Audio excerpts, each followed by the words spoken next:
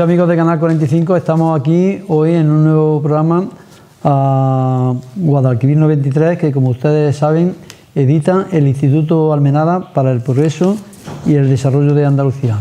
Hoy tenemos aquí como invitada a la granadina Beatriz Sánchez Mejía. Hola Beatriz.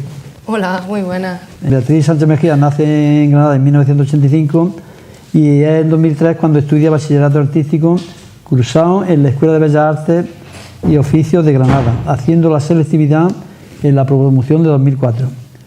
En 2009 estudia en el BTC Nacional, perdonadme el inglés, pero el inglés no es lo fuerte mío, Award in Media Studies, grado superior de Medios de Comunicación, cursado en Bristol and Hove City College, Bristol de Inglaterra. Hizo una primera película, la hace hecha a dibujo justo como en los inicios de la animación. Se hizo su propia caja de luz y por falta de formación no sabía cómo ahorrar en trabajo, pero gracias a ella y a sus defectos la llevaron a la universidad. Lo curioso de esta película es donde acaba, en el Arco de Elvira. En 2010 hace el curso de inglés académico para poder acceder a la universidad. IELTS. ¿Qué quiere decir esto? IELTS es como el inglés académico, como un certificado de inglés académico. En 2013 hace Va Honor Animation, posgraduada con honores en animación, dibujo animado, no animación sociocultural, en la Universidad de Westminster, Londres, Inglaterra, con un currículum de la universidad. En 2014 hace un taller de animación para la Noche en Blanco de Granada. El tema era Lorca y este vídeo lo hizo para mostrar las diferentes técnicas que se pueden realizar dando ideas a los participantes. Interpretación del Veleta de Federico García Lorca. En 2015 continúa haciendo un curso de profesora de inglés acreditado por Cambridge. Ha trabajado en diferentes academias. Hoy en día trabaja muy poco como profesora, pero cuando tiene un alumno que padece de dislexia no puede dejarlo, ya que sabe la diferencia que le puede hacer en su vida. También en 2015 tiene lugar la creación de Operación Encina, ONG de reforestación con encina, junto con su padre José Miguel Sánchez Víbora. Y hacen el primer día de reforestación el 5 de junio de 2016. Tienen otro vídeo sobre el medio ambiente en 2017.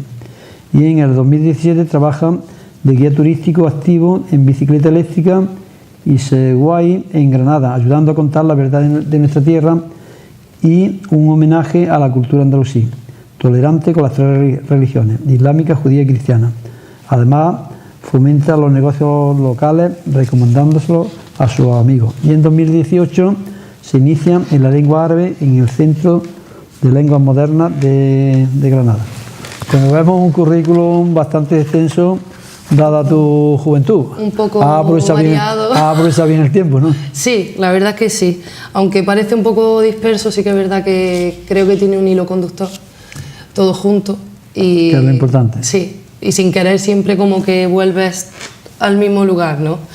Entonces, bueno, aunque parece que yo misma a veces digo, ¿por qué hago esto?, siempre veo que al final tiene un poco de relación y que se puede aplicar una cosa. La verdad que en la vida todo está interrelacionado. Sí. Bueno, pues entrando al trapo, como se suele decir, Beatriz, háblanos de tu genealogía un poco. Bueno, la genealogía es una cosa que desde pequeña un poco me llamó la atención, más que nada por el nombre de mi familia. Me di cuenta que como que no tenemos el nombre más común del mundo, sobre todo aquí en España. Sí. Y claro, en Granada incluso menos, porque éramos de los pocos víboras que existen y la verdad que lo que más me llamó la atención es el orgullo que hay detrás del nombre. Cuando dicen víboras se dan golpe en el pecho. Y claro, también el vivir fuera de Jaén, porque la familia la tenemos en Jaén. Pero ese apellido no es lo que la gente cree. Para nada. Hay detrás otra cosa más profunda. Para nada, y por eso yo desde pequeña sentía que algo más había detrás. No es de nada ese de, nombre. nada de una bicha ni de una serpiente. No, decían que era que vivíamos cerca de un río lleno de culebras, que había un encantado de serpiente. Digo, me parece a mí que con la Santa Inquisición un encantado de serpiente como que no cuadra mucho. No cuadra. No cuadra mucho. Entonces, cuando te das cuenta de esos huecos en la historia, sobre todo en tu familia, pues empiezas a investigar. Entonces, mi abuela, su nombre, su apellido, se llama Bienvenida, la avenida Víboras Castillo, y ella siempre decía que tenía un castillo. Y entonces, claro, las cosas, la abuela, ¿qué estará diciendo la abuela? Pero pues un día lo puse en Google, porque buscando árboles genealógicos, buscando por apellidos, empecé en 2015 un poco a entrar más de lleno, a decir, espérate, aquí hay algo, no sé qué es, pero hay algo. Yo siento algo aquí, y después también de haber viajado junto a una amiga mía que se llama Amal Camargo, besito a Amal, porque es que lo que ha hecho ella no es normal. Ella es de Somalia, criada en Abu Dhabi. Sí. Entonces, después de 2 semanas estando en Granada, lo primero que me dijo es que Granada era Jerusalén. Me dijo, esto, vamos, dice, esto no es, esto es Jordania totalmente, Jerusalén, esto es Tierra Santa. Eso para empezar. Sí. Dice, tiene un vínculo que no os dais cuenta. Después de 2 semanas, ella que habla 7 lenguas, ya me escuchó hablando en granaíno, que somos muy dulces. Por supuesto. Vamos a dejarlo ahí. Y me dijo, perdona, y me cogió así las manos y me dijo, ¿qué has dicho? Y yo, nada. Y me dice, te tengo que decir una cosa, lo que acabas de decir es una traducción literal del árabe. Te estás insultando como insultan los árabes, son así de groseros como tú eres. Dice, que sepas que los moros no se fueron, sois vosotros. Y entonces me quedé así y dije, eso estaba acertado.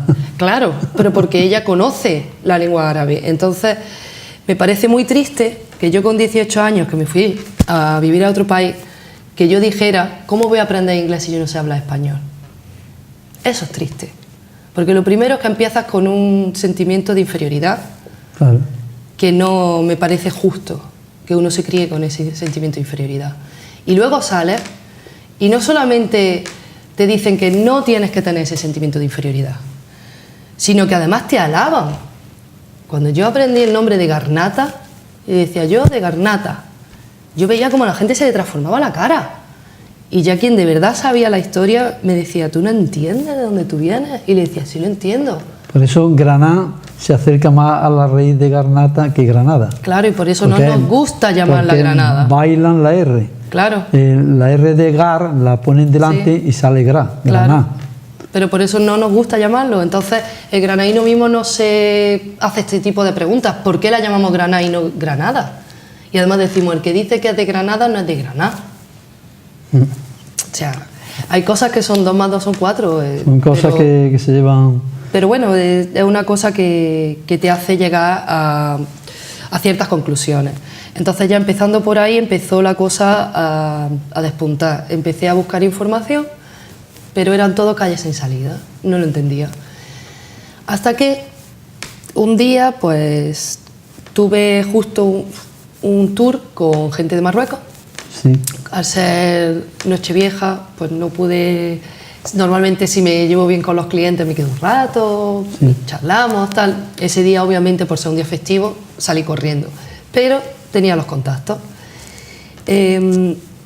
Esta gente ha sido pues marroquí con un estatus social alto, al no vivir aquí y estar educado era justo lo que yo necesitaba. Sí. Gente que estuviera interesada en la historia, que se diera cuenta de la historia y que además cuando escucharon el Azán en Granada, en la Mezquita Mayor, Sí. me dijeron que lo que sintieron era lo más parecido a la Meca, que ellos sintieron en la Meca, porque lo único que vieron era todo el Islam destruido en toda España y todas las mezquitas hechas iglesias, y en Granada lo sintieron vivo. Entonces eso te da una alegría y te da alegría ver la alegría que le da a ellos. Sí, sí. Y creo que en Granada no somos conscientes de que aún seguimos viviendo en una cultura donde está vivo tanto el Islam y bueno, los judíos están nosotros también, en la forma en la que cocinamos. Mi madre tiene raíz judía, entonces yo me siento que tengo un ADN tan mezclado como al andaluz mismo. Porque es que somos mediterráneos, estamos hechos de pedacitos, de diferentes... Quizás si hubieras conocido a mi amigo Teodoro Caño, que es estudioso y es de allí, de la Carrasca, de la Carrasca, bueno, de las Casillas de Marto, que justamente está al lado de Bora, porque Bora está hoy en lo que es un cerro que llaman el Cerro San Cristóbal. Allí aparecen monedas, porque Bora tenía ceca, editaba su moneda. Claro. Y entonces, en época andalusí, digamos, se baja un poco del cerro y se pone junto al río, que hay allí un castillo llamado de Víbora, el Bí, claro, por el andalusí puerta, en vez de Bas, que es en árabe, Bí en andalusí, la puerta de Bora, ¿no? Claro, lo que pasa es que no se llega a esa conclusión, para mí era tan difícil verlo hasta que vi a Antonio Manuel, ese vídeo que se hizo viral, de sí, Flamenco, hablando del origen del nombre del flamenco. Sí. Aprovecho para recomendar el libro de Arqueología de los Hondos, es increíble, sí, creo que necesitamos leerlo, además de La huella morisca. Sí. Ayuda muchísimo, creo que todos los andaluces deberían de leerlo. Y bueno, gracias a ello pude mirar con otra mirada al nombre, le di otra vuelta y dije, espérate, ¿qué puede ser esto? Y ya viendo el castillo, ya hablando de la ciudad de Bora, ya lo entendí todo. Y entonces me di cuenta que el problema que tenemos no es que no sepamos hablar español, es que no sabemos hablar árabe. Que si supiéramos hablar árabe nos daríamos cuenta que cuando decimos ¡ay, qué fatiga! ¡Ay, qué fatiga me da eso! Eso es fadija. Claro. Tanta cosa. Por ejemplo, otro que descubrí fue galvana. Tengo galvana. Eso lo decía mucho mi padre, que galvana tengo. ¿Qué galvana? ¿Qué galvana me está entrando? En Darija, lo que es el dialecto marroquí, sí, se dice garbán, garbana. Garbán es el hombre perezoso y garbana la mujer perezosa. Sí. O sea, es nuestra ignorancia. Exactamente eso es lo que decía mi padre. ¿Qué galvana tengo? Como diciendo, oh, qué perezoso, claro, me estoy volviendo. A mi padre, al perro que se llamaba, bueno, perra que se llamaba Ámbar garbana mi tumbo.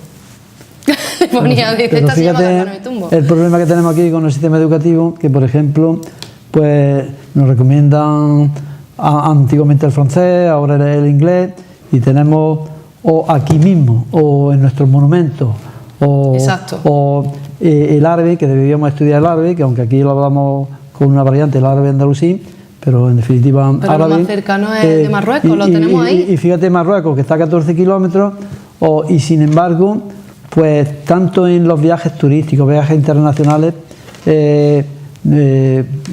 atravesar el estrecho para abajo es tabú. Sí. Es tabú. Yo, la primera vez que fui a visitar la tumba de Al-Mutamí, pues casi veo con un poco de recelo, porque es que te meten miedo. Casi el miedo en el cuerpo. Luego sí, te das cuenta allí y ves tú que es una gente amable, maravillosa y te va todo bien, ¿no? Y sin embargo, yo que he estado en Francia y en Suiza, ahí es donde ves al extranjero. Yo en Marruecos prácticamente no he visto el extranjero, incluso el guía que nos enseñó Fer era de origen andalusí, bueno, y conocía la cultura andalusí y había una comunicación muy fluida. Sin embargo, yo cuando he estado en Francia y en Suiza he visto un mundo extraño, lejano, sí, que no tiene que ver nada con nosotros. No. Pero eso es lo que nos recomiendan aquí en el sistema educativo, porque después de 40 años de tener un gobierno andaluz, pues se ha dedicado a culturizar a los andaluces, ¿no te parece? Sí, totalmente. No tenemos cultura. Creo que es nuestra propia ignorancia, el no tener memoria histórica, que es lo que no tenemos, que no nos hace estar orgullosos. Porque es que encima de todo parece que decir que andaluz es algo de lo que tienes que esconder. Y eso creo que es un poco lo más triste, ¿no? Y un poco esto me hizo pensar estando en Inglaterra, porque claro, tú ves a los escoceses, sí, dile a un escocés que se quite el acento para ir a la televisión. O sea, no lo va a hacer en la vida. En la vida, eso sería, vamos, protestas en la calle. Pero nosotros sí. Y creo que eso es nuestra propia culpa. Nosotros no tenemos por qué pronunciar las S de otra forma, no tenemos que hacerlo. Es que nosotros tenemos nuestras vocales abiertas. Y ya. Si yo te digo casa, singular, claro, casa, vocal abierta, claro, estoy hablando en plural, o sea que tenemos un sistema fonológico perfecto. No, y tenemos un enriquecimiento del vocabulario, que tenemos palabras de árabe ahí durmiendo, que creemos que no es nada y verdaderamente tienen un significado. Y también el decir que cómo nos facilita a nosotros poder aprender árabe, porque están los sonidos durmiendo aquí. Claro, porque además yo una pena, y creo que me voy a morir con ella, es que no haya tenido la oportunidad en mis años más jóvenes de que el sistema educativo no me haya dado al menos igualdad de oportunidades para aprender árabe. No me la ha dado. Y luego cuando yo, que muchísimos años me he dedicado a investigar temas de Andalucía, pues me daba pena de que cualquier rótulo que estaba escrito por nuestros antepasados, andaluces, pero escrito en árabe andalusí, pues no supiera lo que decía. Y eso es triste. Muy triste. Es triste que no, pero bueno, lo mismo que la lengua, no se dan otras cosas. Si no nos dan la historia, ¿cómo nos van a dar la lengua? Por supuesto. Bueno, seguimos. ¿Qué has estudiado acerca de Al-Ándalus, ya que estamos con este tema? Bueno, pues saltando de un sitio para otro, ¿no? Porque creo que empiezas a tirar del hilo y no paran de salir cosas. Y cosas que te sorprenden, cosas que te ayudan un poco a conocerte a ti mismo, darte cuenta de cosas tan obvias, ¿no? Como por qué mi madre tiraba el cerdo del puchero directamente, mi madre a la basura directamente. Sí, es curioso, ¿eh? Además le ponía un poquito así, le ponía un poquito de lo que sería un dedo de tocino y luego lo cogía y decía, la pringa es mala, a la basura. Porque ya nosotros no es que no es ni que la... Quizás es una reminiscencia de que para que no te señalaran y no te acusaran, claro, que tenía que echarle el cerdo. Pero luego ni lo quería comer. Luego, como era tabú, era prohibido, de la pringa con las manos y tal, eso para mí ha sido hasta así. Porque claro, mi familia, tengo mi parte que viene de Jaén, pero luego tengo mi parte de Huejar Sierra. Que era, Huejar Sierra ha sido la más guerrera y... Estamos hablando de otro tipo de incluso de vida. la parte de Víbora, que está muy próxima al Caudete, también fue zona con mucha influencia granadina desde muchísimos años. ¿No? Y bueno, y después mi familia se fue desde el 1600 más o menos, estaban en Alcalá la Real, que es donde están ahora, han estado formando parte de muchas cosas. La verdad que mi familia en Alcalá la Real la conoce. Alcalá de Benzaide. Sí. Alcalá de Benzaide se llamaba. No me digas, no lo sabía, la verdad. Es que poquito sabemos, si es que sabemos tan poco. Y además, precisamente, Emilio García Gómez, luego te daré la referencia, pues escribió una traducción de poetas andalusíes, gran parte de ellos de Alcalá de Benzaide, se llama El libro de las banderas de los estandartes de los campeones, que es una maravilla de libro. Saca de poetas de Jaén, de Garnata, Si es que no sabemos nada, lo que yo con las llaves de la memoria también, otro documental que recomiendo en Filming, se puede ver solamente de pago, porque así también ayudamos a que se puedan realizar este tipo de documentales, y creo que es muy importante que paguemos por la cultura, porque si no se nos va a acabar la cultura gratis, ya que no la estamos usando. Claro, pues en el tema ahí lo hablan también. De la cultura andalusí es que precisamente, digamos, nos robaron la lengua, bueno, a medias, ¿no? Porque incluso el español procede de la lengua romance de Al-Ándalus. Sí. Pero el sentimiento poético en absoluto pudieron quitarnos absolutamente nada. Para nada. Y ahí tenemos de ejemplo a un poeta universal como es Federico García Lorca, donde te habla con las mismas imágenes que te podía hablar Algazar de Jaén o cualquier poeta andalusí. El mismo lugar, ¿no? Estaba influenciado por las mismas flores. Entonces es que no ha variado absolutamente nada. No. Bueno, ¿y por qué hiciste, Bea, el último viaje a Marruecos? Pues lo hice principalmente porque las investigaciones que estaba haciendo las he hecho con un amigo que se llama Mohamed Fakir. Él, como dije, era un cliente que tuve un día en un tour. Me ha ayudado un montón en la parte de ver la historia del otro lado. Los dos nos hemos dado cuenta que hay una parte de la historia que no nos están contando. Sí. Le he demostrado cosas y claro, todo el mundo me decía, ¿ha estado en Marruecos? Y yo, no. ¿Por qué no? Pero que recíproco, a ellos tampoco le cuentan ciertas cosas. Exacto, por eso él mismo se ha dado cuenta y ha sido muy bonito porque ha sido un proceso de una persona que no está, yo le llamo contaminada por España, porque no tiene influencia de España, piensa que España, porque ellos nos adoran, ves varias cosas de España por todos lados, nombres de España por todos los sitios, y ellos sí adoran nuestra cultura, cosa que nosotros un poco como que tenemos que excluir eso de nosotros, ¿no? Y claro, los ves que tienen ese sentimiento de cariño, de tal, y le dices, perdona, no es así. Y entonces, claro, empezamos a hablar, dialogar y darte cuenta de que hay cosas que no nos cuentan, ¿no? Entonces, todo el mundo me decía, ¿por qué no vas a Marruecos, no vas? Y el tema es porque necesitaba ser capaz de comunicarme un poco en árabe. Ya que hablo otras 2 lenguas, hablo inglés y portugués a nivel nativo, Sí. sé que tú, si quieres llegar a las cosas a otro nivel, por lo menos tienes que intentarlo. Tienes que aprender la lengua porque si no estás con intermediarios. Aunque yo no la sé, yo ahora mismo sé leer, escribir, sé 4 tonterías, pero esas 4 tonterías han sido las básicas para que yo sintiera que ya podía ir. El tema de ir por la calle y decirle a la gente, no, gracias, está todo bien, déjame. ¿Dónde está esto? Está para allá, por aquí, que tenga un buen día. A todo el mundo le enseñé, bueno, les decía Sabah Jamil, me enseñaron esa palabra porque la pedí justo, sabía cómo era buen día, buena noche, le dije, ¿cómo se dice? ¿Qué quiere decir Sabah Jamil? Que tenga un buen día. Que tenga un buen día. Un día bonito. Qué bonito. Claro, Jamil es bonito, entonces con eso yo pensaba, ¿qué hay que le podamos decir a cada persona con que tú sepas decir gracias, de nada, y que tenga un buen día? Ya te estás acercando. Ya te estás acercando. Lo primero que tenemos que hacer es tener un poco de humanidad y un poco intentarlo. Entonces intenté no usar inglés y fue sobre todo pues para llegar a ser, ese viaje fue para el sueño de mi vida, que era llegar a ver los libros de Granada y ver a mi hermano, porque yo desde pequeña, desde que tengo 5 años, yo lloraba porque no Eso te iba a preguntar. ¿Ha sido este viaje tan fructífero como esperabas o no? Mucho más, porque lo primero es que no pensaba viajar sola, al final he viajado sola, hubo un cambio de planes. Respecto a eso hay mucho tabú, una mujer occidental ya viajando por y todo el mundo musulmán. te tiene que poner el pañuelo, tienes que hacer, primero, el pañuelo, saben desde leguas que no somos de allí, te pones el pañuelo y da igual. Sí que en la Medina de Fez sí que ayudó, pero con todo y con eso, casi que era un poco peor porque ya creen que eres de Abu Dhabi o algo así porque te ponen unas gafas y ya piensan esta es una rica, sí. Y al final creo que no sé si es peor remedio que la enfermedad. Pero tengo que decir que en Rabat ves a mujeres casadas, niños sin hijab, o sea...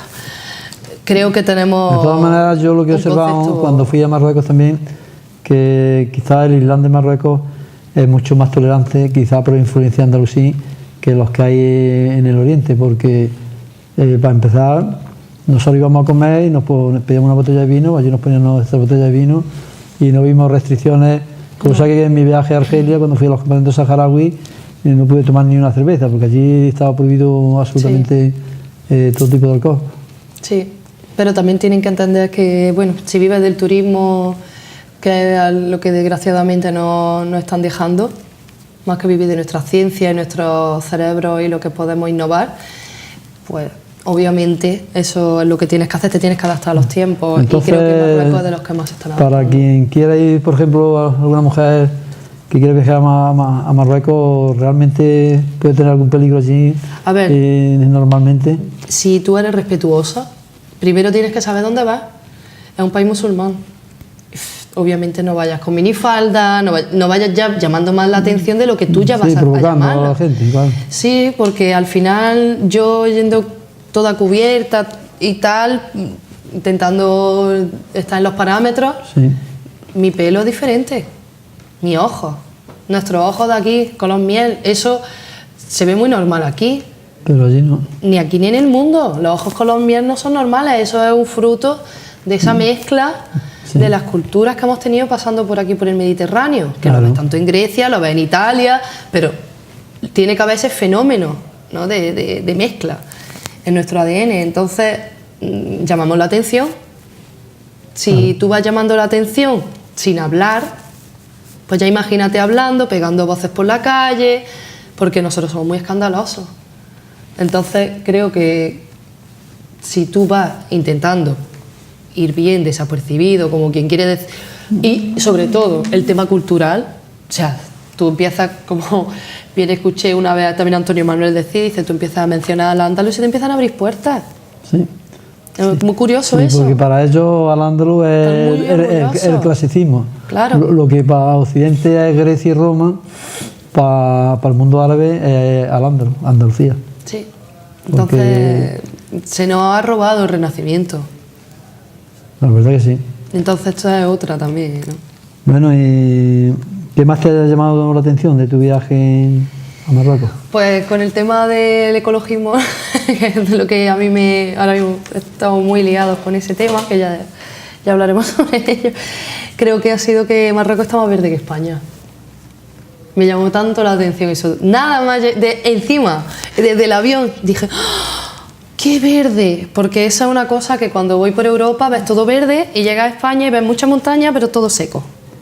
Es que también han metido un tabú de que ir a Marruecos y prácticamente al desierto. ¿Va al Sáhara? Y yo cuando fui perdona. observé que en toda la parte, hasta la mitad de Marruecos, está muy verde. Incluso se parece mucho, Sawen y todos los pueblos que apegan al norte, se parece mucho a los pueblos de la Alpujarra granaína. Igual, es una extensión de la Igual de Alpujarra. verde, igual de... No, hubo una anécdota graciosa por allí, porque claro, yo como granaína, tanto en Córdoba como en Granada, yo no uso mapa.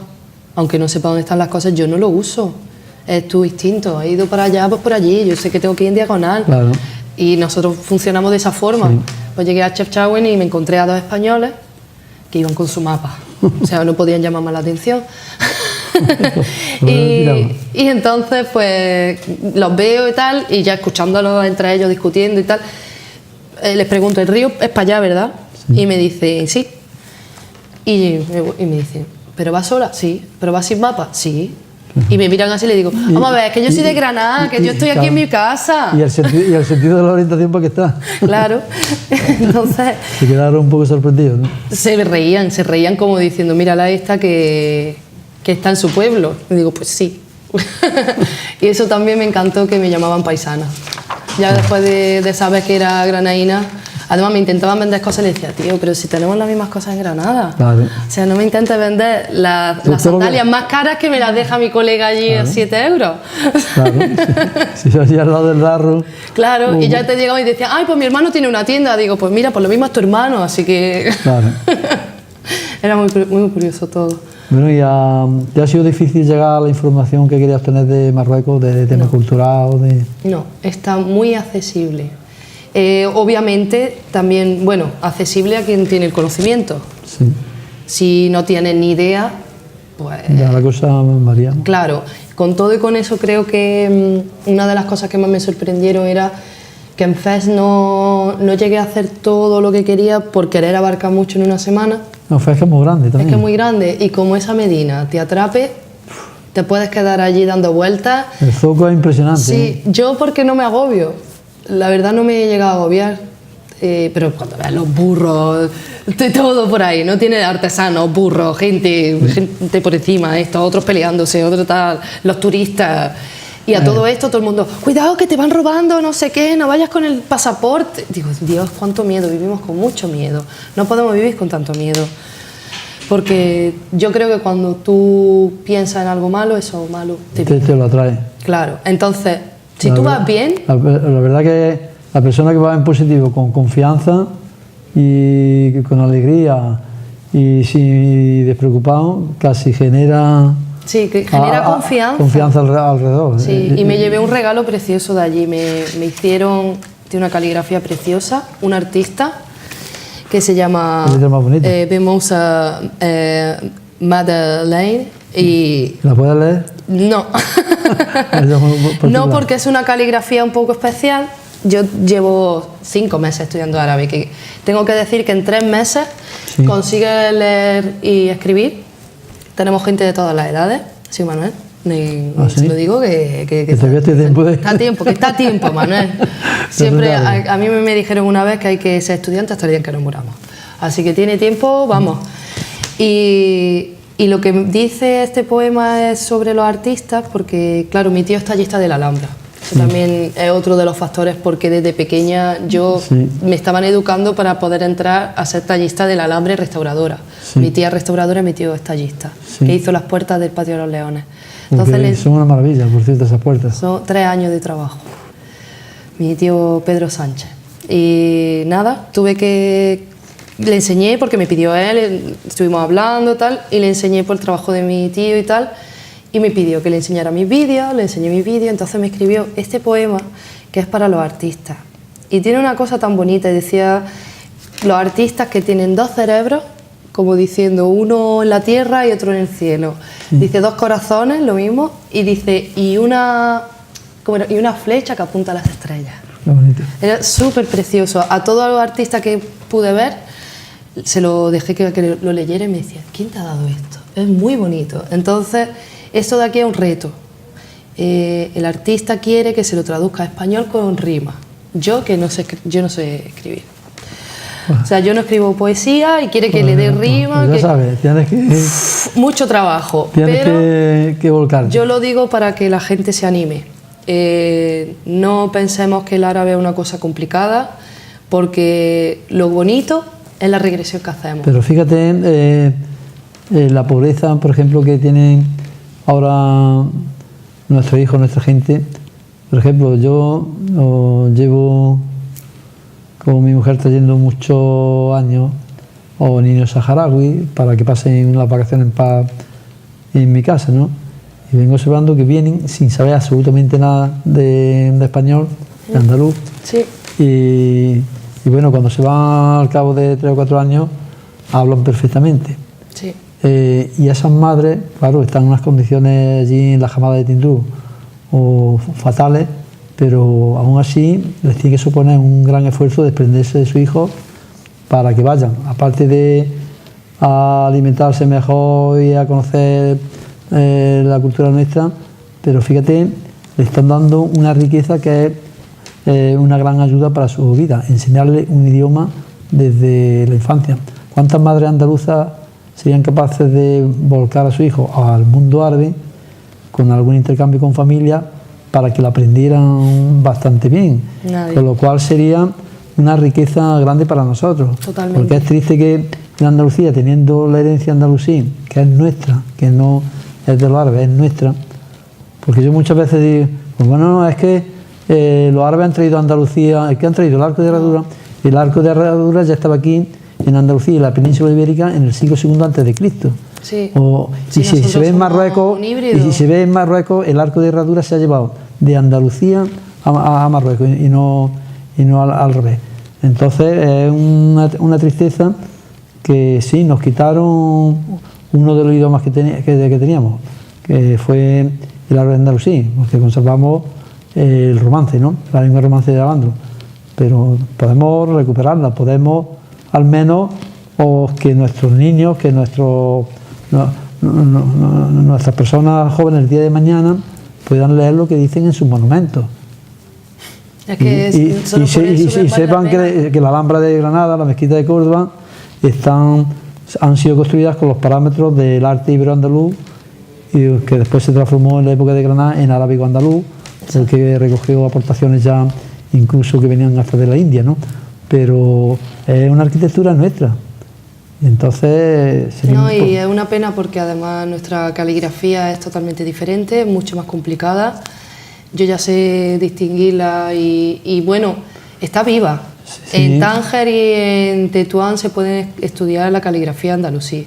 Entonces, yo creo que lo que tienen que hacer es fomentarlo más. Nosotros estamos en un programa de la Fundación Euroárabe, que la verdad nos están ayudando con el curso, porque están fomentando cursos de árabe en Granada. Y es baratísimo, es muchísimo más barato que estudiar cualquier otra lengua. Y es una pena porque... Claro, que las madres no mandan a sus hijos a estudiar árabe, porque el mundo árabe también tiene muchos millones de personas dedicadas a los intercambios comerciales, al turismo, no solamente ya por cultura, sino por tema mercantil, incluso puede ser interesante de cara al futuro. Pues te decía que el Museo Metropolitano de Nueva York, con motivo del tema de la exposición que se hizo en el 92, editó un trozo de libro grande sobre la cultura de Al-Ándalus, Y bueno, ahí tiene muchas muestras de la caligrafía andalusí con respecto a la caligrafía magrebí.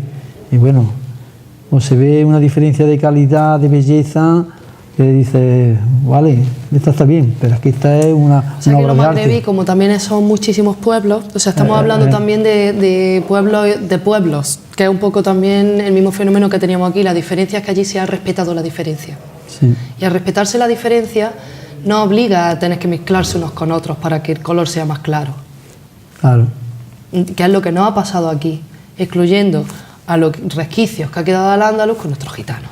Entonces, claro, es un poco, no sé, muy hipócrita por nuestra parte, pero también no podemos, o sea, hipócrita y no hipócrita, porque si te cuentan desde pequeño una gran mentira, que al final todos nos la creemos, como que ha habido una reconquista, que eso es lo primero, que hay que dejar ya de utilizar esa terminología. Claro. No, yo, vamos, lo que siento, le digo mucho a la gente cuando empiezo mis tours, el año es 1492. Ahora me decía a mí que nosotros los granaínos no tenemos derecho a reivindicar lo mismo que tiene un colombiano o un mexicano. Decídmelo. Claro. Porque, y les repito, a los americanos sobre todo, digo, Sevilla y Córdoba tienen la diferencia de 250 años siendo cristianos antes que Granada. Eso es la mitad de vuestra historia. Claro. Pensadlo un poquito, la mitad. Claro. Entonces, creo que es bastante tiempo, porque para que Estados Unidos estén como estén, y diciendo que tienen historia y pero tal... no solamente eso, que nosotros tenemos aquí una historia, como yo muchas veces repito, que viene desde el megalítico andaluz, o sí, que se transformó en cultura atlántica, en cultura tartésica, en los pueblos ibéricos, y luego al Ándalus, o sea que... Sí, hombre, la historia tal cual la explican en Oriente Medio es totalmente diferente, porque dicen que aquí había unos indígenas, obviamente, hay habitantes en toda colonización, como ha habido unos indios en Sudamérica, indios, que también mal término, porque obviamente no son indios, no son de la India, y dicen que aquí habían unos gente, habitantes de aquí, y llegaron unos árabes. Lo que pasa es que estos árabes idearon la forma de enseñarles la lengua árabe, y esa forma de enseñar la lengua árabe se llama la ortografía del andalusí. Ahora, para aprender bien la lengua árabe, y esto me lo han explicado sí, gente que ha estudiado en Abu Dhabi, sí, obviamente tienen otro nivel, está cerca de Arabia Saudí, entonces mucho más cerca del árabe original. Dicen que para que tú llegues al nivel superior tienes que haberte estudiado el Corán, obviamente, pero luego te tienes que estudiar la ortografía del andalusí, la gramática del andalusí. Y nosotros no sabemos de eso. Es que es muy fuerte. El culmen de la literatura árabe está en el Andalus. Claro, entonces por eso mismo me parece increíble que no sepamos una cosa tan fuerte como eso. Que la mejor forma de enseñar árabe la ideamos nosotros, porque tenían una necesidad y era porque cada persona... Ahora próximamente, vamos a tener unas elecciones donde se presentan muchos partidos representando a Andalucía. ¿Qué le diría a esos políticos de todos los partidos que niegan la cultura andaluza, la cultura andalusí en toda su integridad y solo o quieren enseñar la cultura que traen la gente del norte? Pero no están echando tierra encima, que cuando estaban con pieles, matándose entre ellos y viviendo en el barro, nosotros vivíamos en palacios con ropa de seda y con joyas. Y además con un cerebro donde ahí la gente tenía mínimo yo no sé cuántas lenguas. Entonces quiere decir que ¿por qué echarnos tierra encima?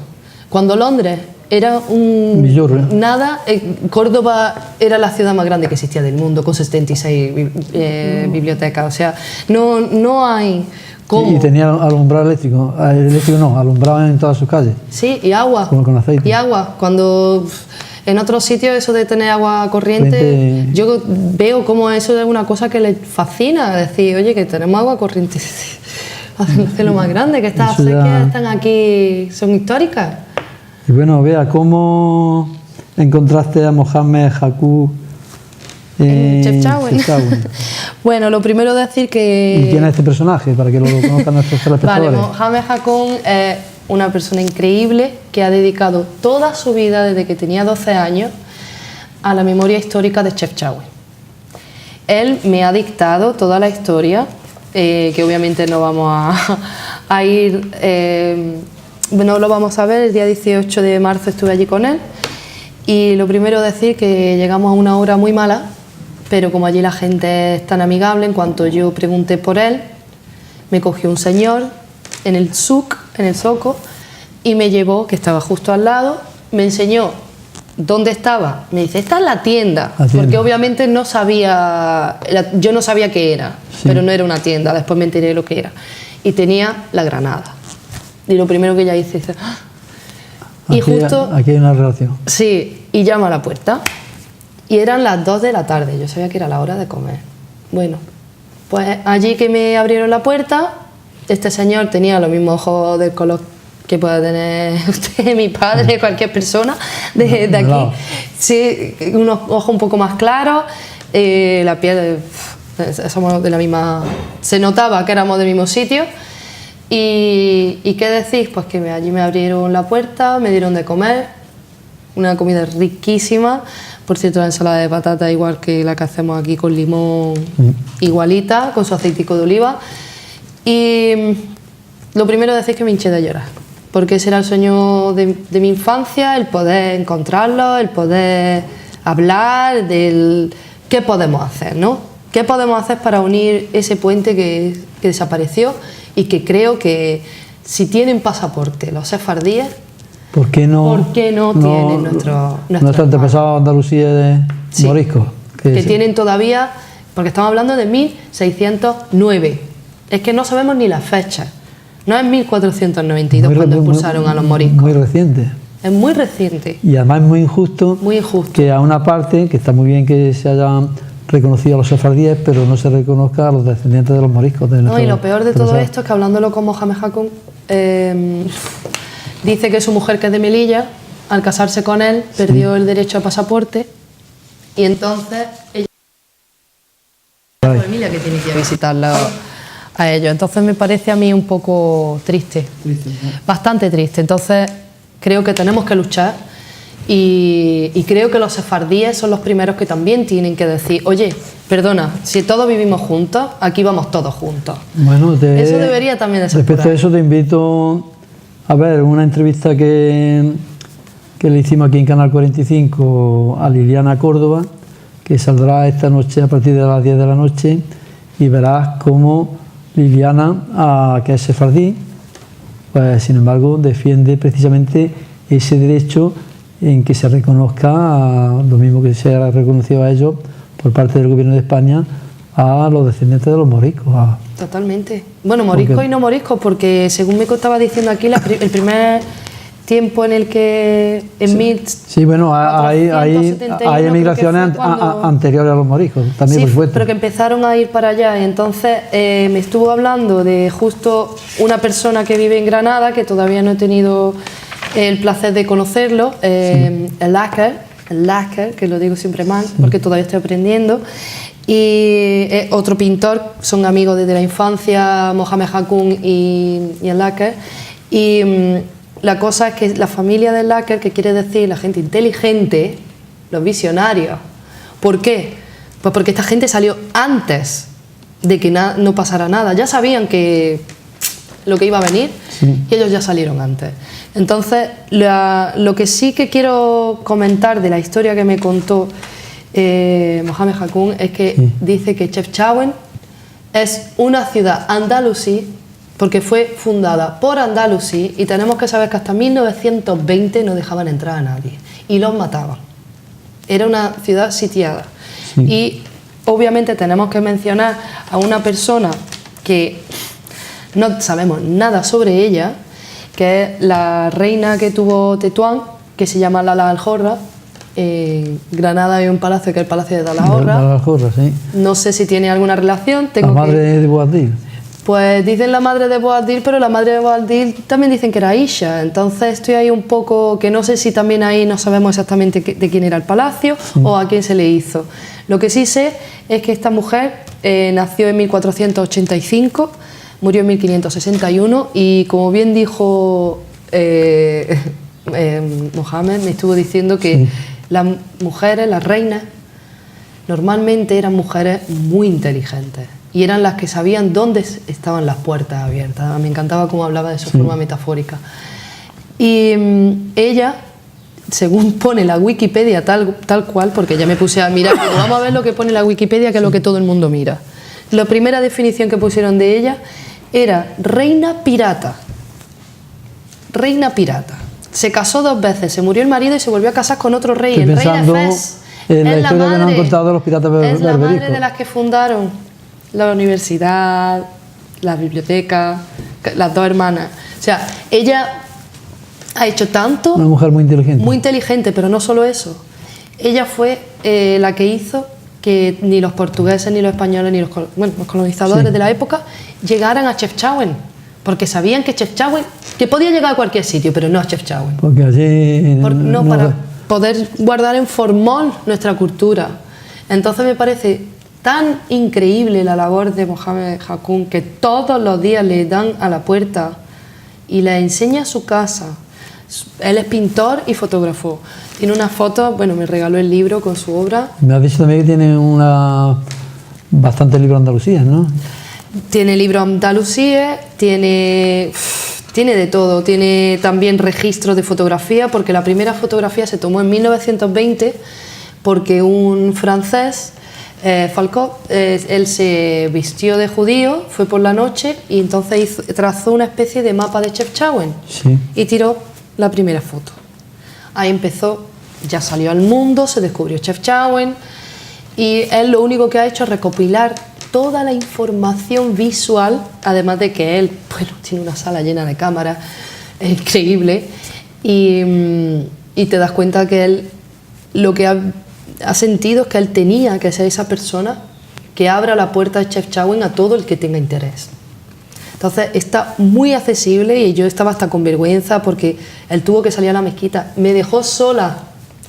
Siempre quise abrir esos libros, siempre, no tuve el valor. Claro. Porque era una cosa que digo, cuando estos libros están tan viejos que no quiero ser yo la que lo... La que destroce lo más mínimo. Exacto. Y si no puedo leerlo aún, ¿para qué lo voy a abrir? Claro. Creo que es egoísta. Claro, entonces, cuando pueda leerlo... Cuando pueda leerlo, sí le diré, ¿lo podemos abrir juntos? Claro. Porque me pareció tan... Eso sí, tengo que decir, lo toqué así, ¿vale? Así, solo hice así, porque desde que soy chiquitilla quería saberlo y verlo y ver esa parte de la historia. La verdad que tiene que ser hermoso ver unos libros escritos por nuestros antepasados. Sí, y lo que sí que he traído, que lo tenéis por ahí, que ya podréis verlo después, un libro entero, que eran poemas que lo hicieron en español y en árabe, y solo hicieron muy poquitos de ellos. Me dejó fotografiarlo entero. Espero que el autor del libro... Por tanto, la contemplación de estos libros quizás sea lo que más te ha hecho vibrar tu corazón en tu visita a Marruecos, ¿no? Obviamente. Yo iba solamente buscando aquello, entonces sí que es verdad que no hay palabras. Y de la forma en la que los encontré, porque llegué a un sitio allí, obviamente en la casba de allí de Chefchaouen, en la plaza, y cuando yo vi allí... aquello que tanto me recuerda a la Alhambra, se me cayó una lágrima y justo vi a una persona que se parecía a una persona en Granada. Entonces fui directamente a preguntarle a este señor. Lo que me dijo fue que me callara. Me metió dentro de la tienda y me dijo que hiciera el favor de no ir así hablando por la calle. ¿Pero qué ibas diciendo? Yo no iba diciendo nada, yo simplemente me vio emocionada y digo, hola, yo vengo buscando a esta persona, a un pintor, porque necesito información, porque estoy haciendo una investigación, tal, yo soy de Granada y a mí me duele mucho esto, tal, y me dijo, no quiero escucharlo, es un tema muy doloroso para nosotros. Pero me di cuenta que creo que eso fue una de las cosas que nunca había caído en ello, que nosotros tenemos más pena que ellos. Ellos tienen la memoria, nosotros no. Nosotros somos el enfermo de Alzheimer, ellos no. Nosotros tenemos los flashbacks, ellos no los tienen. Claro, porque a nosotros nos han quitado la memoria, pero ellos la tienen. Y nos han hecho excluir. Y entonces lo sufren más, quizás. Claro, y entonces es como una mentira que repite muchas veces hasta que se hace realidad, pero no deja de ser mentira. Entonces, claro, cuando los ves que te dicen eso, y él me dijo, tú para, porque se te ve que eres buena persona, me dijo, por la sonrisa que llevas. Dice, para porque te pueden hacer daño. Bueno, me imagino que cuando se va a una visita y se empieza a mamar tantas cosas como uno quería ver y sentir, te se habrá hecho muy rapidísimo el viaje. ¿Cuándo piensas volver a Marruecos? Muy pronto, sí. Además, lo bueno de viajar solo es que aprendes muchas cosas, conoces mucha gente. He conocido gente maravillosa haciendo proyectos muy interesantes. He visto que se pueden llevar cosas para allá, como el tema del Atlantis. Ellos son muy abiertos al tema. Así que creo que en Marruecos... Es que también el tema de la Atlántida tiene una proximidad muy grande. Claro, no, es que somos... No nos damos cuenta de que hemos estado siempre juntos. Claro. Justamente recientemente cuando nos han hecho separarnos. Y ya cuando vi el otro día un vídeo en internet, vi sobre el RIF y qué poco sabemos del tema del franquismo y los rifeños y cómo se usaron y cómo los obligaron a luchar en una guerra amenazándolo de matarle a su familia, y así es como consiguieron que les ayudara. Qué horror, ¿eh? Y encima de todo, ahora diciendo que les damos paguitas. Recientemente, antes ya creo que fue, he hecho un documental sobre los planes del general Mola para preparar la rebelión que hicieron, y es lamentable. Es lamentable. Y que no queramos verlo. Y otra pregunta que te hago, Beatriz. Tú que has estudiado en Inglaterra, que has estado allí viviendo, ¿qué resaltarías tanto en lo positivo como en lo negativo de Inglaterra con respecto a Marruecos, de lo que has visto? Bueno, en Marruecos no puedo tampoco tener mucha opinión por los 7 días, porque en realidad no podemos comparar 10 años, una década viviendo en Inglaterra, y creo que Inglaterra ya es parte de mí, de una forma extraña, un tercio de mi vida. Bueno, pues compara a Inglaterra, 10 años que está viviendo, con Andalucía. Bueno, lo que tengo que decir es que son bastante más abiertos a muchas cosas, pero luego también tienen más problemas de decir las cosas. O sea, el ser políticamente correcto... Se inhiben, ¿no? Mucho, sí, ¿no? mucho. Por eso cuando se ponen borrachos... Arman la que arman. Arman la que arman, porque hay muchas cosas que están guardando. Se desatan. Claro. Nosotros, a lo mejor en Granada nos desahogamos demasiado, pero no dejamos nada dentro. Otra cosa que vi allí, que tienen mucha cultura, pero a la hora, por ejemplo, de las especializaciones, hay mucha libertad. Entonces, a la vez mucha libertad... En Inglaterra, ¿no? Sí, es un mínimo esfuerzo. Ves que la gente, pues como que yo sé hacer esto, no puedo hacer aquello. Aquí, como no nos dejan, tenemos que ser creativos. Claro, entonces no tenemos te dejan que aprender, hacer esto, tienes que hacerlo como sea. Entonces te das cuenta que aquí, sin ordenadores, sin Mac, sin esto y sin lo otro, hacemos lo mismo o mejor, porque le ponemos más esfuerzo. Y tenemos que desarrollar más la mente. Somos más artesanos, utilizamos más las manos, eso no nos lo pueden quitar.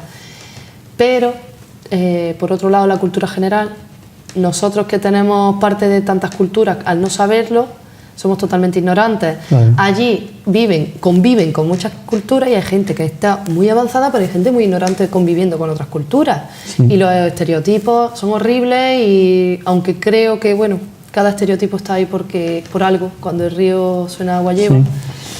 Sí.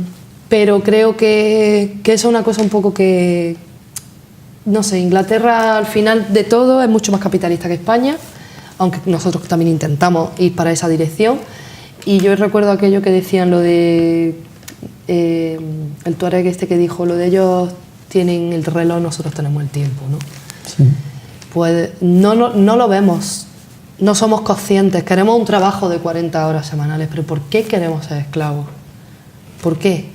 Cuando verdaderamente, si no tenemos tiempo para pensar, no tenemos tiempo para caer... Muchas veces nos han dicho a nosotros, con los estereotipos, que los andaluces son muy vagos, cuando hemos demostrado que somos los más trabajadores. Sin embargo, lo que sí sabemos es vivir. Sí, eso es lo que nos dice todo el mundo, y es lo que yo vi también que tenemos en común con nuestros hermanos marroquíes. Una imagen que me encantó era en el camino hacia el Rif, que estaba toda la gente sentada en la hierba a la hora de la puesta de sol, los niños jugando, las mujeres tiradas en el suelo. Qué bonito. mucha gente, no estoy hablando de un poco, sino que se ve que eso es una cosa que hacen todos los días. Y eso es algo que después de haber estado tanto tiempo viviendo sin tener un momento para pensar, dices, sí, tengo todas las oportunidades para trabajar, porque yo, el tema de mi carrera, volver a España no es lo más acertado, posiblemente no lo es. Y es como irte para atrás, pero sí que me ha dado tiempo para pensar. ¿Cuál es la diferencia? Pues que ahora yo, si hago un proyecto, lo voy a hacer con mi moralidad. Y creo que es muy importante... No con la óptica que te impone otra cultura. No por el dinero. Por ya supuesto. no es por nada, sobre todo por eso. Entonces creo que Inglaterra, como es todavía todo el coste de vida mucho más caro y tal, no nos damos cuenta allí y estamos... Pero me di cuenta, una cosa que pensé fue, pienso todo el año en mis vacaciones. Tengo solo un mes de vacaciones. No puedo estar 11 meses del año pensando pero hay en que uno. vivir los 12 meses del año. Claro.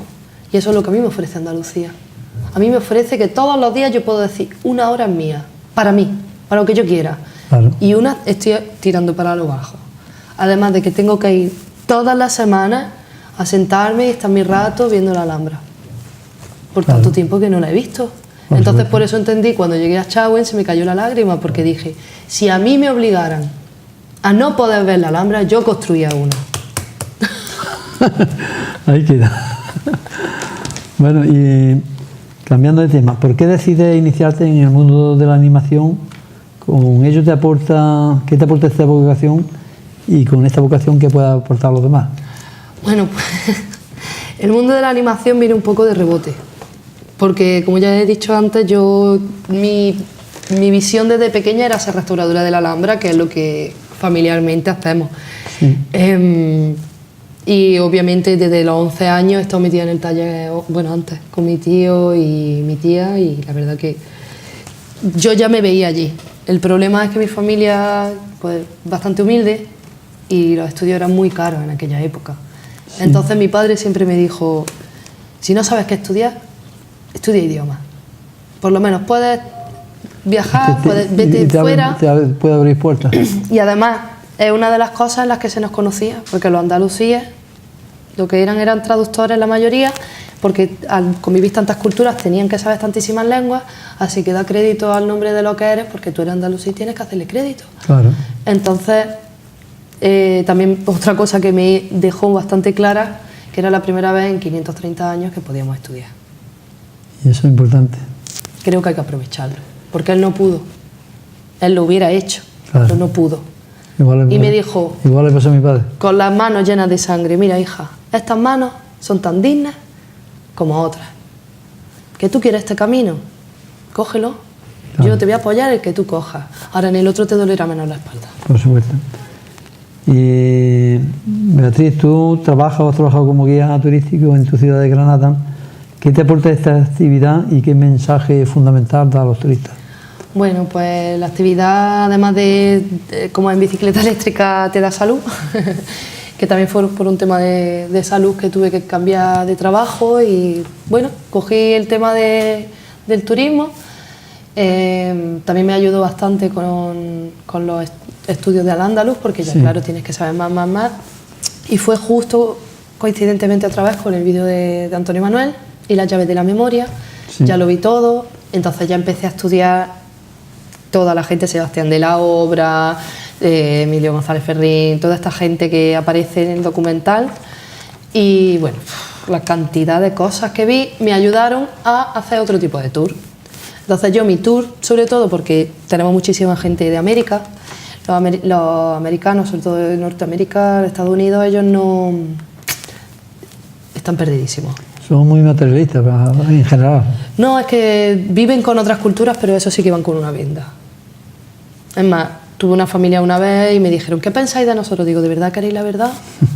Digo, porque es que vivís rodeados de culturas y no aprendéis nada de ninguna. Claro. O sea, me parece la cosa más lamentable, ¿no? Porque si dices, bueno, si no las tienes, pero las tienes. Entonces,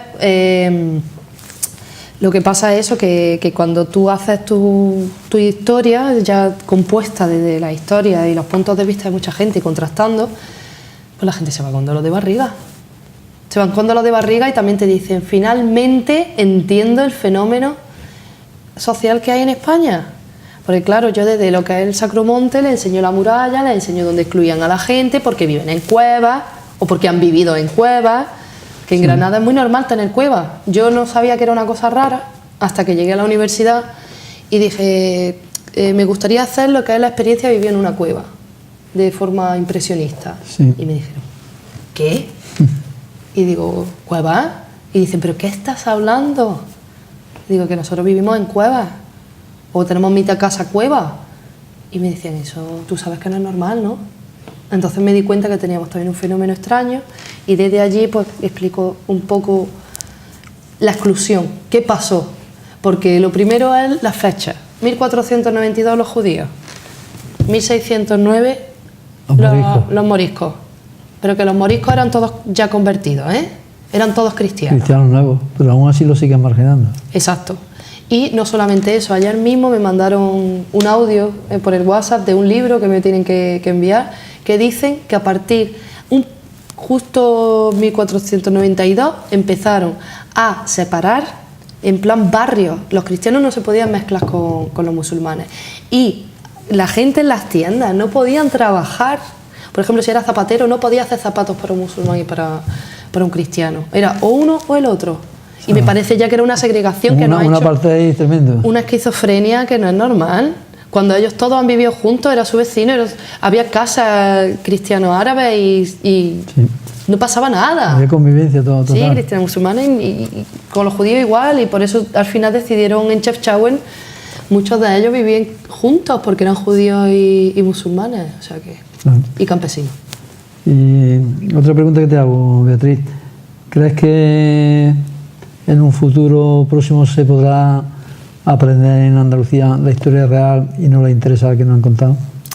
Bueno, eso también depende un poco de nosotros, creo. Porque lo primero es, ¿por qué queremos vivir con este sentimiento de inferioridad? Que ahí volviendo un poco... Cuando el andaluz siempre hace de sirviente, la andaluza de chacha y el intelectual es un señorito del norte. Sí, lo primero que tendríamos que revolucionarnos es con nuestro acento. Perdona, yo hablo perfectamente español, me comunico perfectamente. Claro. ¿Vale? Y si se nos escuchara el acento, ¿qué es lo que pasa con el inglés? El inglés te sale uno de Texas y ese cuesta trabajo entenderlo. Pero como lo ponen en la televisión, la gente sabe cómo es el acento. Claro. Lo escucha y lo entiende. Lo entiende. Entonces, el problema que tenemos no es que no se nos entienda, es que no nos han prestado nunca atención. Tampoco. Claro. Y además de nuestra habla, de toda la habla andaluza, han hecho un uso peyorativo. Sí. O se trata de desprestigiar. Sí. Y hay un racismo. Y es impresionante grande. Que en televisiones públicas, como por ejemplo Canal Sur, a locutores y locutoras que son de aquí, porque yo respeto que un locutor del norte hable con su fonética, porque yo lo entiendo, sí. Pero lo lógico sería que los locutores de aquí, hablando en una televisión andaluza, no lo obligaran a deformar su voz, porque sí. Cuando dejan el micrófono hablan como tú y como yo. Claro. Pero cuando están con el micrófono fuerzan la fonética a una lengua, a un habla que no hablan ellos familiarmente ni en la calle. No, y lo peor es que suenan como robots.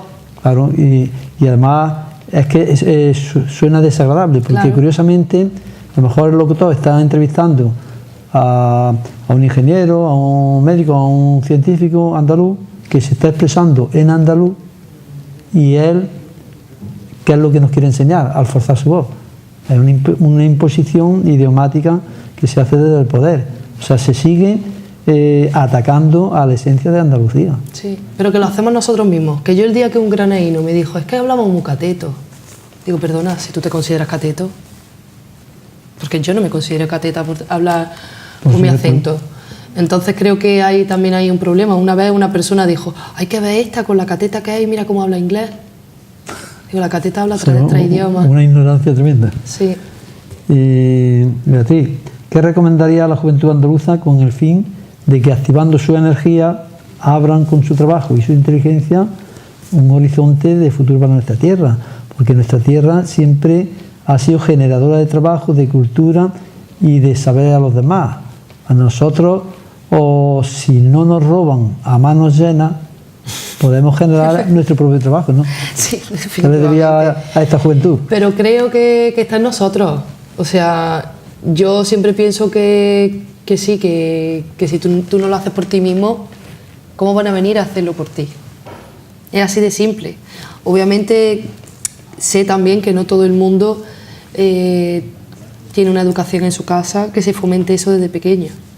Pero eso es una cosa que tiene que nacer de nosotros, que nadie va a venir a educarnos, que eso tiene un esfuerzo, pero no pensamos nunca en el trabajo Si nosotros no nos esforzamos por recuperar lo nuestro, los demás de fuera no van a venir a dárnoslo. Nunca. Curiosamente, hace poco me enteré que se ha descubierto unos filones buenos de estaño en la provincia de Córdoba y inmediatamente ya a una compañía extranjera le han dado la concesión. Sí. Es que aquí no hay mineros andaluces que se van a explotar eso. O sea, seguimos como siempre para afuera, todo. Llevándose la riqueza fuera de Andalucía y dándonos todo lo negativo. Bueno, ¿y qué le diría vean a las distintas administraciones públicas para que hagan una política con la cual los jóvenes andaluces se puedan quedar en Andalucía desarrollando todas sus capacidades y no se vean forzados a emigrar? Porque es que aquí nos gastamos los dineros, terminan las carreras, terminan los estudios y ahora, venga, ahí tenéis. Bueno, aquí yo creo que hay varios factores, ¿no? Aquí hay varias cosas. Lo primero, lo digo por ser un padre autónomo, las tasas del autónomo son terribles. A la hora de contratar a una persona es terrible. Los contratos estos de formación, mal. Pero es porque los gobiernos están favoreciendo a las multinacionales, claro, a las grandes empresas y están machacando al pequeño, al chiquitillo. Empresa. Y el chiquitillo no puede pagar las cuotas de autónomo que están pagando. En Inglaterra es gratis el primer año y el segundo son 65 al año. Entonces venga ya, por favor. Y estamos hablando de un sitio donde se pagan muchísimas más tasas. Ahora, las tasas las va a pagar proporcionalmente a lo que ganes. Que claro, me parece lo más lógico. Claro. Lo más lógico del mundo. Ahora, la contratación. ¿Qué pasa? En este país tenemos estos contratos que dan ganas de llorar. De llorar. Y encima tú te dices, joder, pero si estás trabajando tal y te van a dar 1.000 euros. Y dices tú, ¿y qué hago yo con 1.000 euros? ¿Qué hago yo con 1.000 euros? Claro. Si pagas una casa, esto, lo otro, ¿qué te queda? No te queda para vivir. Y para ahorrar ya, ¿para qué? Nosotros no tenemos ya ni esperanza de comprarnos una casa. Mi generación ya hemos desistido. O sea, entonces, ¿cómo volvemos nosotros? Porque yo he vuelto y yo sé que la mayoría de mi gente está allí, ¿eh? Al final, vuestra generación va a tener que seguir los mismos pasos que la mía. Yo me tuve que ir a Francia y a Suiza para poder hacerme una casa. Claro, claro, prácticamente. Pero con todo y con eso... Porque aquí no hubiera podido. Pero estábamos en la época de la dictadura. Claro, pero tenía la visión de volver. La gente ya no tiene la visión de volver. Ya no se están dando cuenta de que la juventud se está yendo de este país. Y no quiere volver una vez que prueban lo que hay fuera, porque el capitalismo es muy goloso, es muy goloso. Eso de poder comprarte todo lo que quieras, como no has podido y te han tenido unas situaciones muy precarias, en el momento que te dan una golosina, te quedas.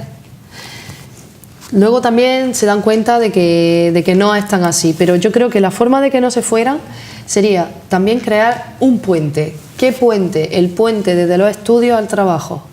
Tú sales de tu carrera y te dicen... para un trabajo. ¿Tienes experiencia? No. ¿Cómo voy a tener experiencia? Voy a tener experiencia si llevo toda la vida. Claro. Acabo de estudiar. No he podido, además de que no he podido trabajar. Porque también de la forma en la que hacen los estudios aquí es muy diferente a Inglaterra. En Inglaterra, por ejemplo, lo que es el instituto son 3 días en semana. Sí. Para que los chiquillos desde los 16 años vayan a trabajar. Desde los 16 años les pagan alquiler a sus madres. Claro. Y dicen que sus madres llevan trabajando toda la vida y sus padres, que es hora de que ellos le devuelvan el favor. O sea, igualito que igual que aquí. Y combinan la teoría y la práctica, que es lo que se ven en las cosas. Yo el primer día me soltaron una cámara así de grande, como una de estas, y yo diciendo, pero esto es verdad. Entonces, lo que sí que veo es eso, que allí te dan la oportunidad de formarte con las cosas caras que no te dejan tocar aquí porque las puedes romper, no, allí sí. No pasa nada, no hay miedo, tócalas, úsalas. Sí. Y luego crean ese puente, tú terminas de estudiar y tú puedes tener lo que se llama un internship, que es las prácticas, pero las prácticas pueden ser sea, no hay una edad, no hay un tiempo. Aquí dicen, no, es que ya llevas 2 años que te has sacado la carrera. Perdona, pero tendré que hacer unas prácticas. Claro. Déjame que pruebe. Claro. Y también una cosa que veo es eso, que es muy diferente, ¿no? El trabajar aquí y allí, es muy diferente. Allí tú tienes talento y da igual que no tengas los estudios. Si tú vales, vales. Bueno, pues aquí sabes que hay un gran tabú con la persona que no tiene una titulación. Sí. Te pongo... Sí, pero luego tenemos políticos sin te titulación. te pongo un ejemplo. O idioma. Por ejemplo, Giorgio Díaz Montejano, que lo hemos entrevistado aquí, que tiene su estudio en Cuba, que aquí por lo visto no se lo han reconocido, pero para los efectos académicos de aquí No tiene nada. Lo tratan como un don nadie. Y ahora resulta que en epigrafía, en arqueología, le da 100.000 vueltas a muchos arqueólogos de aquí. Claro. Entonces, ese desprecio por el conocimiento... Yo no tengo carrera aquí, todavía no la he acreditado. Yo creo que primero está el conocimiento, Sí. y después está la acreditación. Tú puedes tener una acreditación, pero si no tienes conocimiento, ¿de qué sirve esa acreditación? De nada, para nada, sí. Y bueno, Bea, ¿crees que gran parte de los andaluces y andaluzas están aculturizados según Sí. lo que ves a tu alrededor? ¿No? Sí, claro. ¿Y por qué? Claro, solamente empezar a hablar, la negación, como que alguien te viene hablando otra cosa y lo primero lo tachan de loco, lo tachan de Yo creo ignorante, que algunos y algunas no saben ni que son andaluces y andaluzas, ¿verdad? No, lo primero es que claro, como te meten en la cabeza que eres castellano, yo de chica eso era lo que más me Fíjate agobiaba. lo que yo he llegado a oír de chico. Le preguntaban a una persona, ¿tú qué eres? Y decía, yo soy castellano, para no decir que era gitano, no sabía ni que era andaluz. Ya. Eso lo he llegado a escuchar yo. Sí, ¿no? Y el concepto que te dan, además, no sé, desde pequeña yo me acuerdo que me agobiaba el sentimiento de pensar, ¿cómo nos dicen que todos somos iguales? Pero me estás contando que hemos tenido que echar a una gente de aquí. Claro. Ahí no casa, hay algo que no casa. Entonces, claro, como me llevaron a un colegio de monjas de chiquitilla, pues decían, todos somos iguales. Decían, no, los judíos y los musulmanes no son iguales. Y yo veía en las caras cómo se les transformaba, como diciendo, ¿cómo dice esta tan chiquitilla viene diciendo esto y no tengo nada que responderle? Entonces me di cuenta que no había argumentos. Claro, no tenía. No. Y fundamentalmente, ¿cómo crees que la juventud se podría ilusionar para no irse, trabajar en Andalucía, quedándose al mismo tiempo un horizonte que sea mejor para todos? Pues teniendo una memoria histórica. Eso es fundamental. Hombre, para que tengan un orgullo. Eso es lo que tienen todos los países que yo veo. Hubo una escritora que conocí, que la chica ahora mismo está en Alemania, es inglesa, ha estudiado en México, ha estudiado aquí en Granada, y la conocí en el Sacromonte y me dijo, mira, hay un fenómeno social en España que es que siempre hacéis lo mismo, siempre pretendéis que no ha pasado. Se pretende que no ha pasado, la guerra civil no ha pasado, es un... venga, ya podéis asumirlo ya y venga. Esto que te comentaba hace un momento, la película, el documental este sobre el general Mola, fíjate que incluso decían en la presentación que hicieron de la película que el gobierno del PP no lo había dejado proyectar. Claro. Bueno, pues ¿cómo tienen que pasar 40 años en una democracia para que se explique quién gestó el golpe de Estado? Ya, no, Es increíble. Es increíble. Entonces ella me decía eso, que en España se hace eso cuando en México sí se ha podido limpiar la herida. Porque Se ha se explica metido, todo. se ha salido y obviamente ellos dicen, hubo una colonización. En el momento en el que nosotros no podemos decir que había una colonización de los pueblos del norte al sur, ya empezaron las cosas mal. Claro. Y vemos que hay un fenómeno social como una guerra civil, que no llega a ser Y otra cosa que una y- guerra civil, y habla- porque y- unos con otros que se iban cambiando de religión. Y hablan de reconquista cuando eso es un elemento totalmente falso. O sea, estamos hablando de una guerra civil otra vez. Y es un fenómeno social que no paramos, ¿sabes? Que una cosa de nuestra sociedad que nos matamos entre vecinos, que es nuestra cosa. Unos tienen, yo qué sé, los vikingos, tal, nosotros nos matamos entre nosotros. Es muy triste y viendo las cosas como se están poniendo, pues la verdad es que da bastante miedo. Da bastante miedo y es muy importante que recordemos ahora. El otro día salió el silencio de Sí, los es otros. muy importante y- recordar porque importante. el movimiento este que está generando Vox es una vuelta a la intransigencia de la Inquisición. Sí, y como nosotros no hemos sido educados, porque hay ahí una generación que no ha podido hablar, que es la de mis padres, lo primero porque ni ellos saben lo que ha pasado, bien, pues Ya está. Venga, ¿a perdonar qué? ¿A verdugos, asesinos? Y fíjate que en la misma Granada, los distintos alcaldes de Granada han fomentado precisamente este odio con el día de la toma. Sí. Fíjate qué toma. ¿Qué o sea, toma? Es tremendo. Ningún pueblo celebra su derrota. Es que celebrar a las autoridades de Granada celebrando su propia derrota a esta altura, después de más de 500 años. Tierra encima, no, yo no sé ya ni es cómo que yo decir cada vez que veo esto siento vergüenza. Sí. Ya sabes que hay un movimiento como es Granada Abierta que está defendiendo una fiesta de la tolerancia, pero ya va siendo hora que tanto los granadinos como el resto de andaluces pues se le dé más apoyo a esta asociación. Allí metieron muchísima gente para colonizar, entonces obviamente Granaíno un 50%. Tú te das cuenta allí. Pero después de 500 años. Sí, pero muchos no quieren aceptar. Más que nada porque hay gente. Se habrán mezclado algo los genes, digo yo. El problema es, tenemos que pensar que muchos nos vendieron como ratas. Muchos de los mismos andalusíes fueron los que nos vendieron a los demás. Los que tenían un poder. Los Bencerrajes, por ejemplo. No iban a perder su poder. Se cambiaban las chaquetas, se cambiaban de religión y ya. Lo mismo que en el franquismo siguieron en el poder pasándose a un socialismo. Sí. O sea, el poder es muy goloso. Le gusta mucho. Se simbiotiza para estar siempre ahí. Ahora, ¿qué pasa? Ahora hay que hacer esto, pues ahora hacemos esto. Hay gente sin escrúpulos y lo sabemos. El problema que nos falta es que no hay esos... Pero el no erradicar esos usos y esos modos genera mucho sufrimiento. Claro, pero por eso mismo tendríamos que tener... Y no da ningún horizonte de futuro. No, pero es que antiguamente había consenso de gente sabia. ¿Dónde está ahora la gente sabia? Que es que ahora mismo Consejo de Sabios. No hay ni la gente que nos gobierna no tiene ni carrera en cómo llevar un país. Perdona, es una empresa muy grande, es un país. Claro.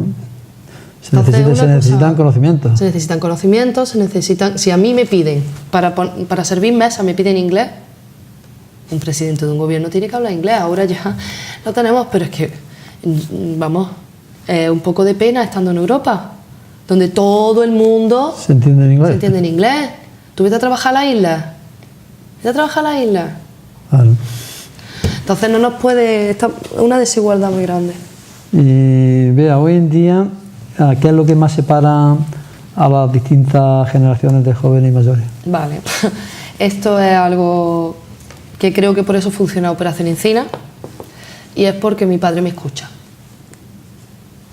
Hay que dejar a los que vienen detrás que aprieten. No podemos tener a gente ya mayor tirando del carro y no dejando que el joven lo coja. Porque eso es lo que le pasa a este país. No nos escuchan y lo primero es desacreditarte. Perdona, yo sé en el mundo que vivo. Claro. Y sé cómo está cambiando la tecnología. Es más, la domino. Entonces... Hay que darle entrada a los jóvenes. Claro. Y vemos que intentan entrar y es desacreditado. Hasta que ya de verdad es... no sé, es que... Es como que esto es mío, no voy a dejar... Cuando no sabemos que delegando lo hacemos todo mucho mejor. Muchísimo mejor. Por supuesto. Entonces evolucionaríamos todos a otro nivel. Tú ves que gente más joven que yo ya tiene unos cargos muy fuertes, lo sé de mi facultad, de diferentes carreras, compañeros, que ya tienen unos cargos, bueno, impensables en España. Sí. Entonces ahí es donde veo que hay un gran problema, pero cuando le dicen a mi padre, bueno, Operación Encina, dice yo es que la parte que ella hace yo ni quiero ni meterme. ¿Para qué? Ya tiene un pensamiento y unos conocimientos. ¿Para qué se va a meter en la parte de cine y todo eso? Que para eso es para lo que me ha servido mi carrera, para poder comunicarme y para poder hacer esas cosas. Él lo entendió y ahí se ha quedado haciendo lo que él hace mejor, concentrándose en lo que él hace mejor. Claro. El conocimiento que él tiene de la tierra yo no lo tengo. Claro. Y gracias a que yo le hago los vídeos, ahí está ese conocimiento, no solo para mí, para todos. Y de esa colaboración sale un enriquecimiento total. Claro. Y Beatriz, ¿te sientes orgullosa de ser andaluza? Mucho. Y si es así, ¿por qué? Muchísimo, porque es una de las cosas que te repiten siempre que sales. Yo no tenía ese orgullo, bueno, sí lo he tenido desde siempre, pero no tan acentuado como cuando te llaman la andaluza, o la granaína. porque tengo que decir que yo antes de andaluza soy granadina. Creo que todos tenemos que cuidar también de nuestras ciudades. Claro, no va por el tema ni histórico ni nada. O sea, yo ya creo que cada uno tenemos que cuidar de nuestro roalito. Claro. Es la ley del círculo. Primero mi familia, mi barrio, mi ciudad, mi región. Exacto. Y ir sumando. Y así, claro, si cuidáramos cada uno de nuestros. Yo siempre lo he dicho, digo, yo me coge más cerca un francés que un chino. Hombre. Ahora, lo que es anormal es que, por ejemplo, un alemán me coge más cerca que un marroquí. A mí me coge más cerca un marroquí. Exacto. Entonces, la ley del círculo es que es un hecho totalmente natural. Decía Blas Infante, antes de escribir el ideal andaluz, que cuando veía en la situación terrible en la que estaba el jornalero, porque antes de 1917 le preguntaban a Infante, dice, hay dos eslabones débiles por los cuales va a estallar una revolución. Una es el jornalero andaluz y otra es el mují ruso. Al final la revolución estalló con el mují ruso, pero podía haber estallado perfectamente por la tremenda desigualdad que había aquí. Y Blas Infante, en un pueblo que estaba aculturizado bastante más que ahora mismo, que algunos hemos podido acceder, no por los medios oficiales, sino por nuestros propios medios, a nuestra propia cultura, pues él quería buscar un leitmotiv para que el andaluz y la andaluza se sintieran orgullosos de sí mismos y poder levantar a Andalucía de la postración en que se encontraba. Y investigando la historia, pues descubrió al andaluz y entonces descubrió la grandeza de lo que habíamos dado, no solamente a la península, sino a Europa y al mundo. Y a religiones, porque no hablamos de Maimónides. Claro, descubrió el motivo. Por tanto, tenemos mucho de lo que se tiene orgullosos si buceamos en nuestra propia historia, ¿no? Sí. Y bueno, junto a tu padre, José Miguel Sánchez Víboras, trabajáis en la ONG Operación Encina. Explica un poco también lo que nos has dicho fuera de cámara a nuestros telespectadores. Operación Encina es otro de los sueños de mi vida, también tiene que ver mucho con la historia, porque yo sabía desde muy joven que el bosque más grande que hubo en España estaba en Almería y Granada, que no es coincidencia. Fíjate, que fuera... ahora un desierto casi en Almería. Entonces no es coincidencia que allí es donde fuera el último pedazo de Al-Ándalus. Obviamente la riqueza que trae Granada con Sierra Nevada, la nieve, todo eso ayuda mucho a esconderse y además... Dicen que los invasores llenaron los campos de sal para que no creciera allí nada. Ya, lo mismo que me han dicho que en Chefchaouen cada vez que llegaban los españoles les talaban los árboles. Se ve que es nuestra seña de identidad.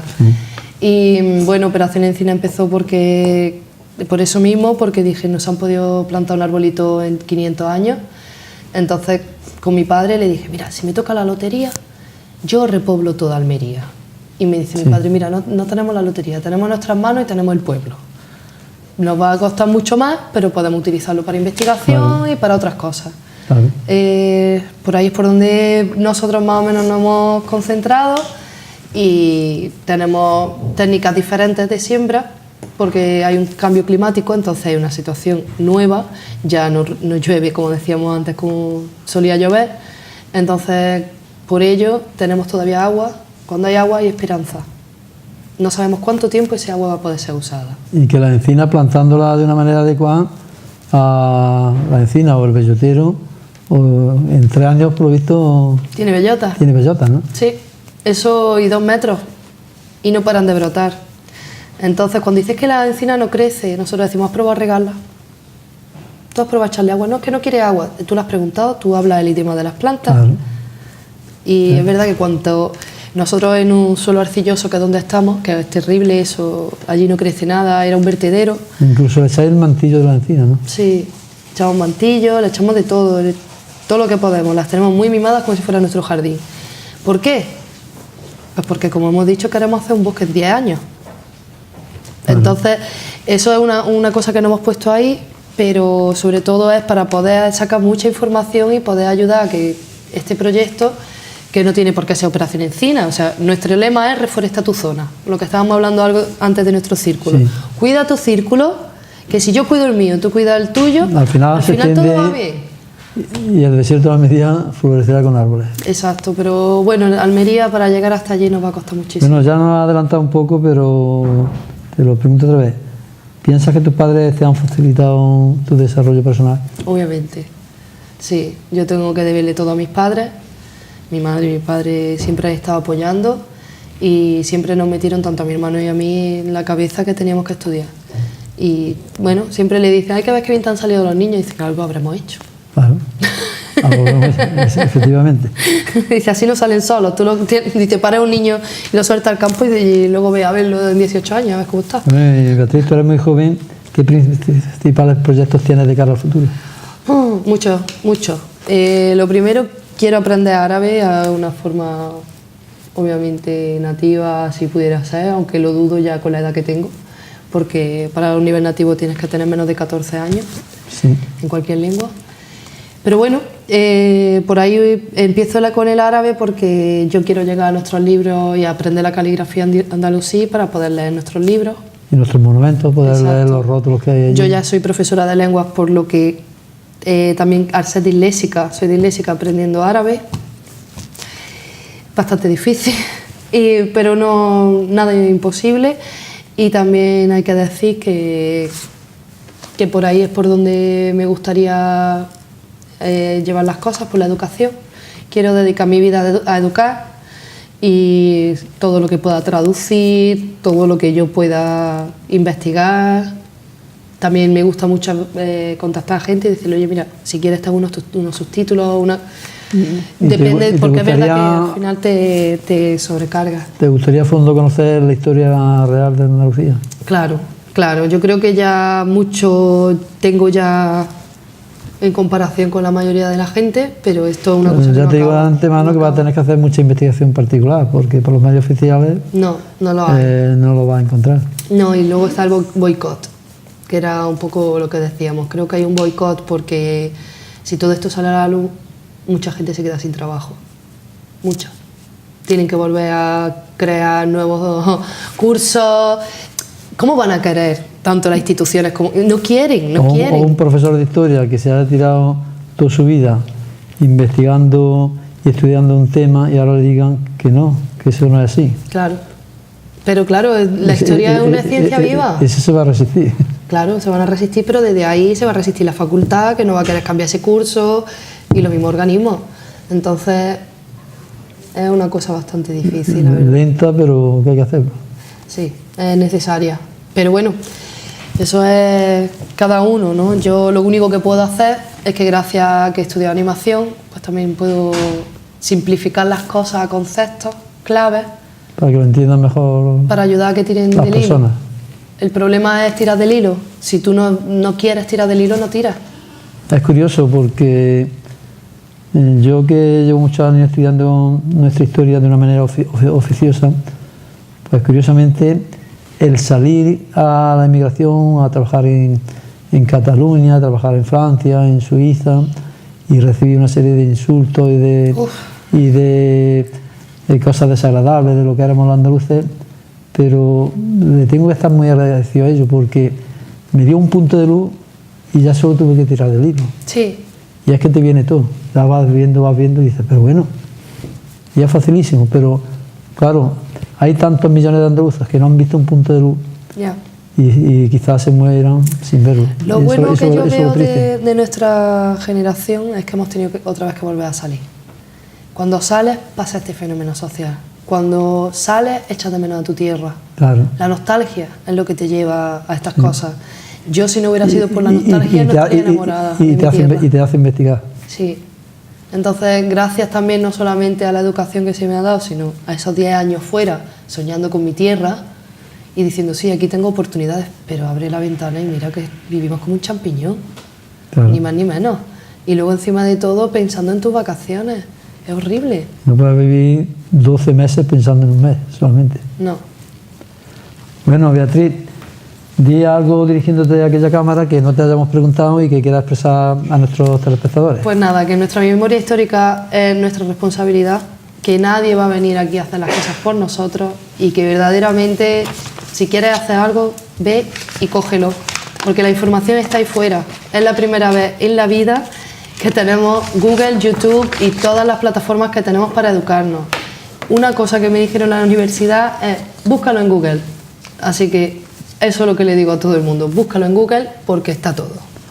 Bueno, pues por nuestra está. parte, gracias por haber accedido a esta entrevista.